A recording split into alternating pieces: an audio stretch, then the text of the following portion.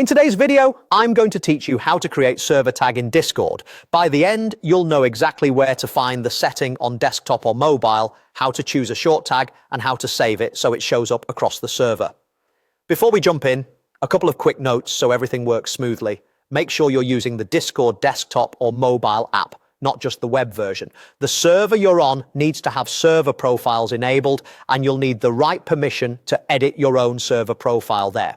If you don't see the options I'm about to show, you may need to ask a moderator or the server owner to enable it or grant the necessary permission. Also, some servers limit customization unless you have Discord Nitro, so if certain colors or tag options are locked, that's normal. Let's start by opening the server where you want the tag to appear. On desktop, look at the left sidebar and click the server's icon, then click the server name at the top to make sure you're in the right place.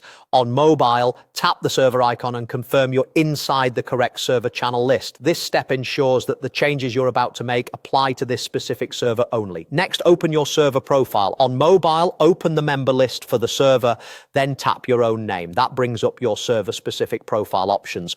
On desktop, find your username in the member list, right-click it, and choose Edit Server Profile. If you prefer, you can also access profile settings from your user card in that server. Just make sure you're editing the server profile, not your global one. Now it's time to set your server tag. Look for the field labeled server tag. Enter a short, clear tag. Usually between 1 and 6 characters works best. Think of succinct markers like dev, mod, or VIP. Keep it readable, avoid special characters that might not display well, and stick to something that reflects your role or identity in that community. Then choose a tag color. Pick a color that contrasts well with your username so it's easy to spot at a glance. If some colors are unavailable, that's likely due to server rules or Nitro restrictions. When you're happy with the tag and color, click or tap Save. Give Discord a moment, and you should see your new tag appear next to your name within that server.